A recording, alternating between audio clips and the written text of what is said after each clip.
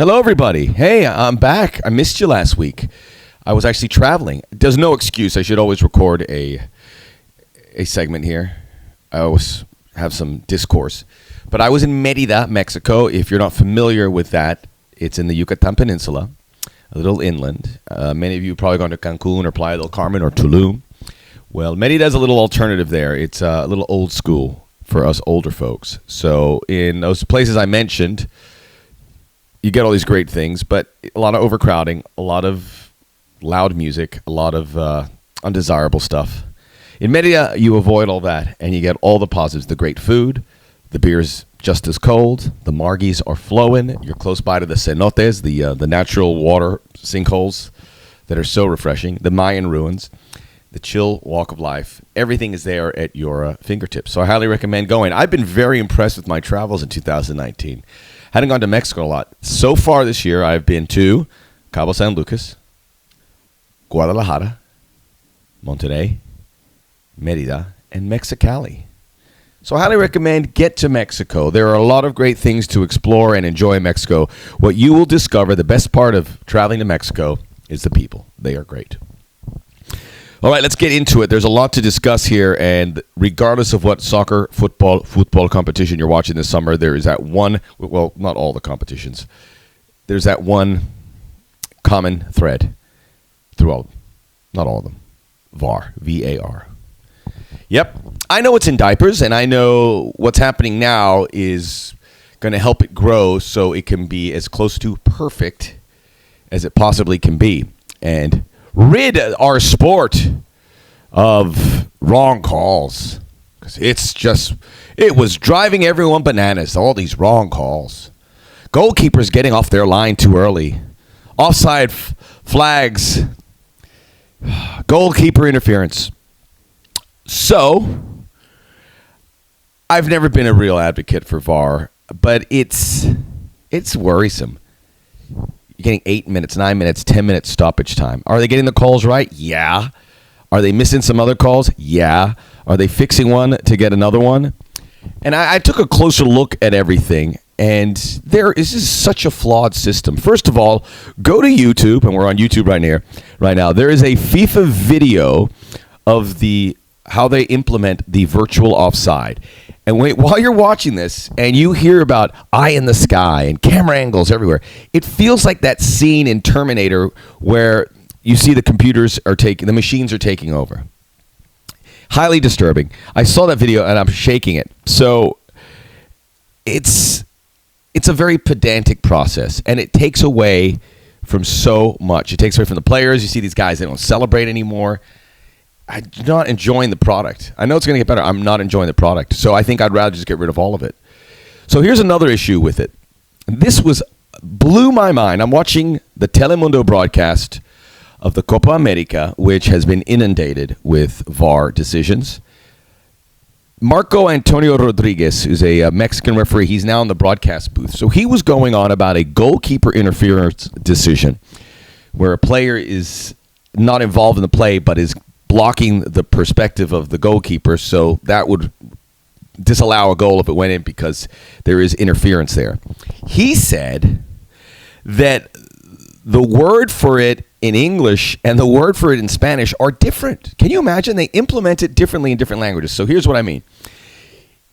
The rule book says in English, if there is a player in front of the goalkeeper, it fits in his line of vision, the goalkeeper's vision. The Spanish implementation says campo de vista, the view of the field.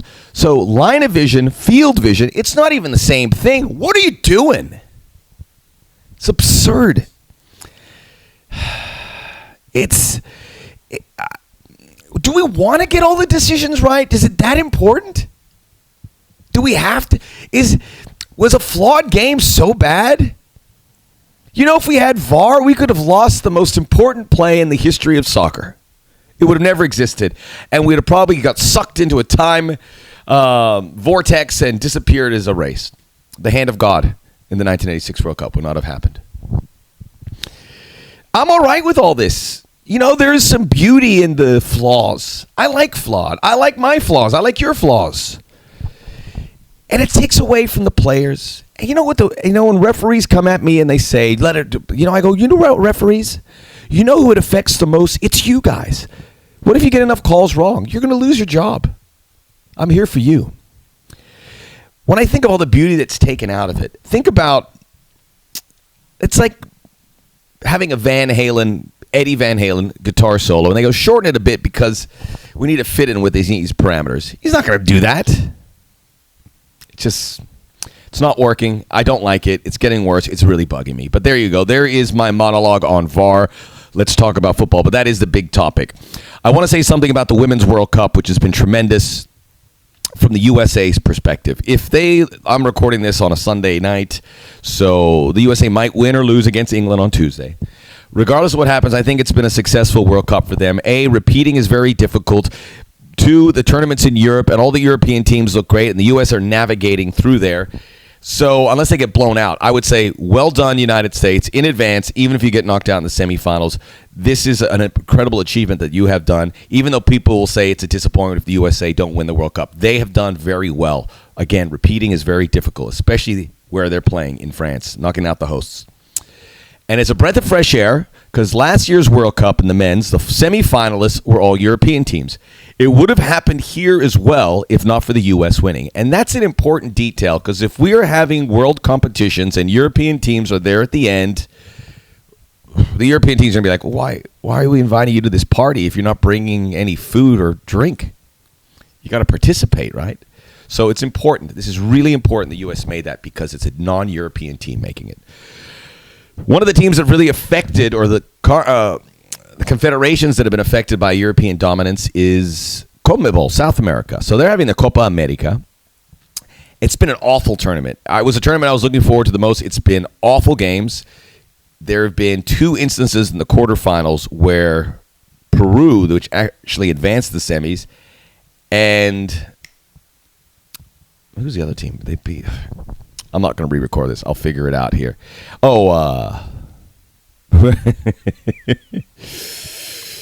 Doesn't matter. Well, there's 2 scoreless games, and the teams are just trying to squeeze the game and have scoreless and go to penalties. It worked for Peru. They made it through. And Paraguay was the other one. They did that to Brazil. It was an awful game. I fell asleep twice on the couch.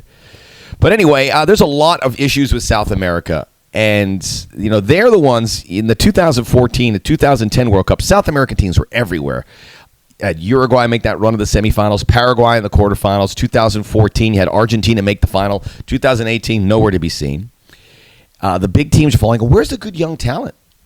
The best star, Lionel Messi, is not even a contributor for his team anymore. If you watched Argentina, the Argentine press is all over him. He's really not been a factor. But Argentina, they might win it. And if they win it, I'm going to give Messi all the credit. So there's no young players. Uruguay is a great collective team, but where is it? No Neymar, obviously he's injured, but who are the guys? Philippe Coutinho?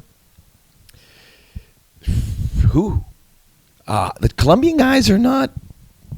Again, their best stars play. Many don't even play in the European top leagues. They're playing in Mexico. James Rodriguez is good. The Chileans, that's the tip of that generation. There's nothing. It's disappointing. There's a lot going on there that I think hopefully they can fix here at some point. But Brazil, Argentina is the semifinal they want.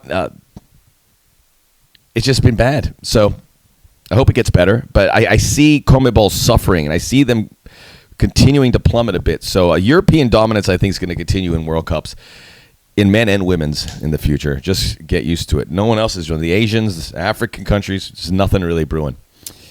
Speaking of Africa, I give predictions. That's what I'm in. I'm in the prediction business. The African Cup of Nations going on, and this is my prediction. If you want to make some money in that, bet on North Africa. The North African teams, it's in Egypt, are where you want your money. Egypt, Morocco, Algeria, I think are all on top of their groups. Tunisia might be there at the end. Maybe North Africa is our hope. North Africa is our hope to quench or quell European dominance. All right. I think that's plenty of time. So we'll get back together again. Visit Mexico. More importantly, subscribe to my YouTube page, Max Bretos. Tell a friend so we can do this. This is going to take off. You'll see. You will say you watched this program when it was a baby, and now it's everywhere on Netflix. Okay. Bye-bye.